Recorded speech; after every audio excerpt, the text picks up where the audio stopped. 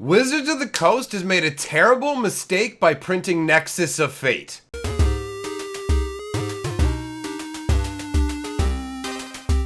Greetings, owners of fine luxury cardboard rectangles. We are here today to talk about one of the new spoilers for the 2019 set that's coming up, and that is Nexus of Fate. Now, here's the weird thing. It's probably going to sound really odd considering what I just said a few seconds ago. I love this card.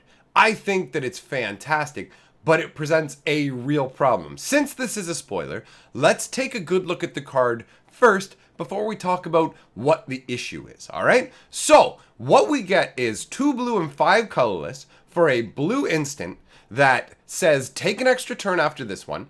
If Nexus of Fate will be put into a graveyard from anywhere, reveal Nexus of Fate and shuffle it into its owner's library instead.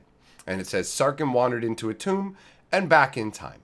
Now that flavor text is simple but flavorful and interesting, and the artwork, oh, it makes my nose itch. The artwork is amazing. Honestly, I really like this artwork, and there are some just atrocious depictions of Sarkhan out there. Oh my god, I'm not sure which variation it is, either the dual deck, not the dual deck, sorry, either the Planeswalker deck version or the actual inset version, but the artwork is just, oh, it's so dreadful. Anyways, Sarkhan looks incredible here. I really enjoy the concept. This makes me think of somebody standing in the middle of like a tornado or a cyclone or something like that, and just like harnessing and linking with it. Like if you look there, you can see all the blue mystic energy that's flowing by him, but at the same time you could actually see it like leeching out of his eyes. It connects him, and I really enjoy the fact that like Sarkhan is a red creature. I mean, there is the multicolored version of him and stuff, but he's predominantly known as a red-aligned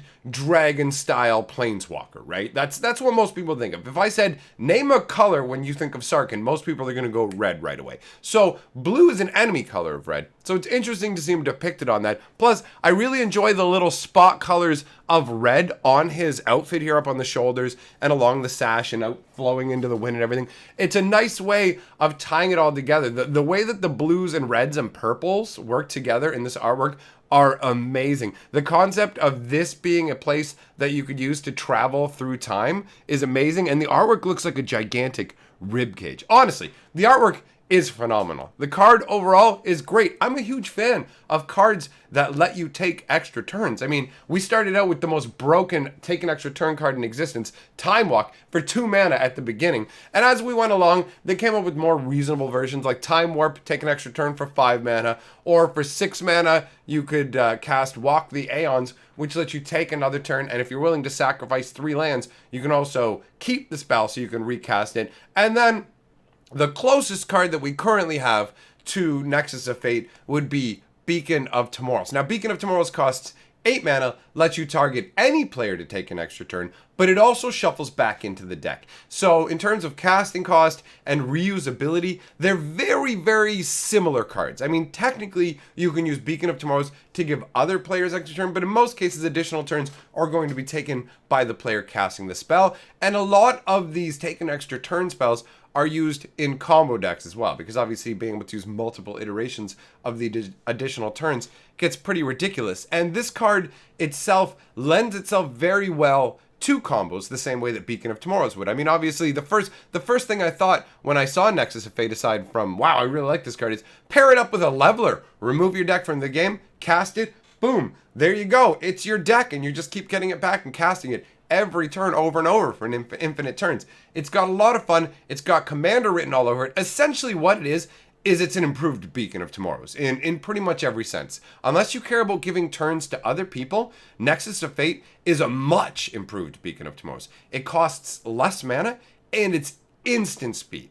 And that there are more cards that it can interact with just because of that, because there are cards that say sorcery, instant, things like that when it comes to get this card back, do this kind of thing. So it's actually just straight up better than Beacon of Tomorrows. Now, the reason, because all this stuff I'm saying is like, okay, great, it's a great card. Where did the problem come in? The problem comes in with 3 little words. And I didn't actually notice this the first time I was looking at the card and paid that much attention to it. But if you scroll all the way down to the bottom of the card and you take a look, it's the Buy a Box promo. Now, here's the problem, guys. We're living in a different age now. They tried something with the previous set where it was like, okay, here we go. We have the Minotaurs that are 4/6 for 6 and do damage and gain you life, and honestly weren't powerful enough for standard.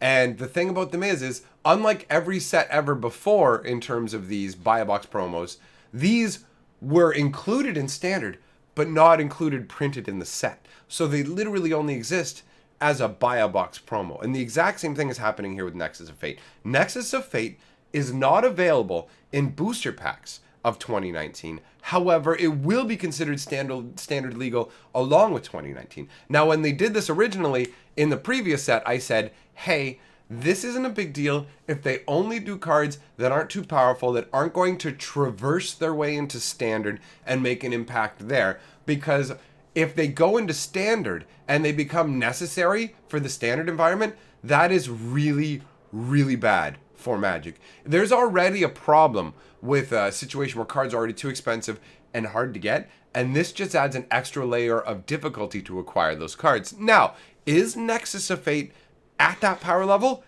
I don't know, but it feels really, really close. And what they're doing here, I mean, they slap a mythic symbol on this, but it's not put in any sets. So it's just arbitrarily mythic. And it's it's like a parasitic sort of thing that they're doing where they're like feeding on their own success out of fear. They've done a lot of initiatives in terms of trying to push box sales. And there's nothing wrong with that. That's the whole point, right? You're a company and you need to sell boxes. You got to sell cards to keep the doors open. The entire point of the Magic the Gathering game is to sell cards to us. That's the goal. And that's what I want.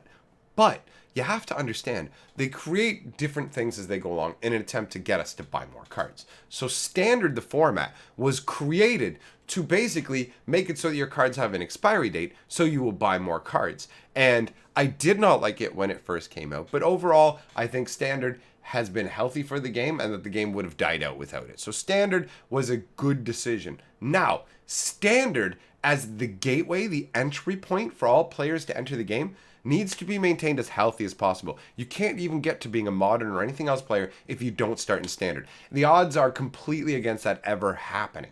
So in a situation where these cards could turn out to be backbreaking for standard, where it's like you have to have them, they're creating this limited kind of run where essentially they're sacrificing the format that's most important for box sales for temporary short-term box sale gain.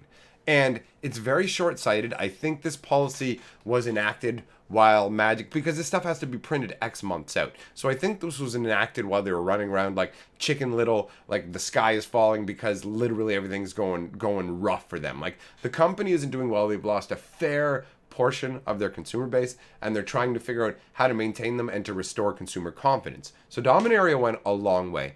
Battlebond's card quality is also excellent, and there are some issues that I have with it. But overall, it seems like they're making a lot of the right moves. This, however, seems like a really dangerous area to be treading into. And in all honesty, there's a lot more on the subject that I want to talk about. Nexus of Fate is just the current poster boy to basically dip our toes in the water about this. This is going to be part of the death of Magic series for sure, because there is a number of these factors that are weighing in. So, with that being said, let me know what you guys think in terms of this. Does the fact that this is a buy a box, does this feel too strong for you? Do you feel like they could even print a buy a box card that was too strong? Do you care? What are your feelings on this? Because in the end, these videos are my opinions, my thoughts on it, and I genuinely appreciate you guys sharing your thoughts, because yesterday's video talking about Ishkar or whatever her name is, maybe if I'm saying it slightly wrong, either way, that video had an amazing amount of feedback, all right? And not just people pointing out, hey, you misread the card here, because I totally did, but a lot of actual useful theories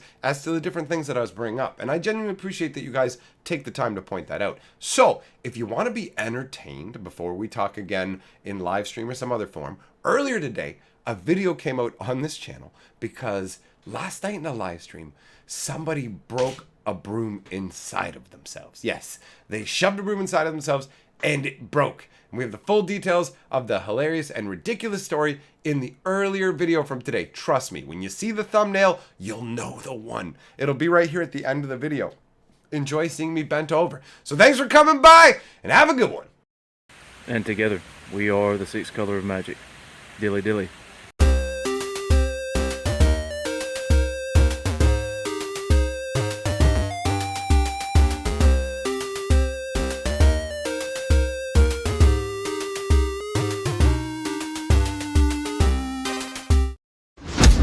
Media. We the best cardboard.